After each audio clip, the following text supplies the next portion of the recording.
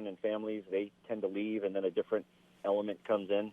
You know, an element that we've seen over the years that oftentimes comes with backpacks and masks and other things coming to do badness in the community. So when you start to see those things, you know the tempo's changing. Yeah, I've seen that too. You know, you can sometimes sense that the atmosphere has changed. Let me ask you this question.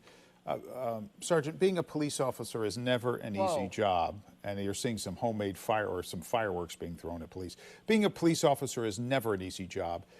Becomes much more difficult, doesn't it, after an incident like we saw in Minneapolis? Talk a little bit about the challenges that something like that create for law enforcement everywhere. Well, you know, what happened in Minneapolis is heartbreaking. And what's unfortunate about law enforcement and our profession is that one incident anywhere in the country has this gigantic ripple effect. And it doesn't matter what patch you have on your arm or what city you're from. It's the fact that you wear a badge that you represent.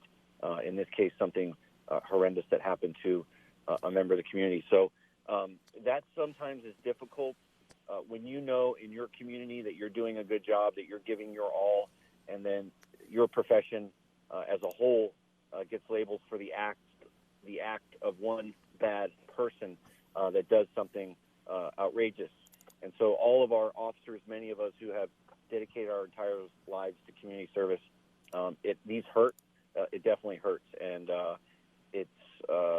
you feel like you have to start over and rebuild that public trust every time something like this happens. And we make tremendous strides in law enforcement to be transparent, to be community engaged, and investing in our communities.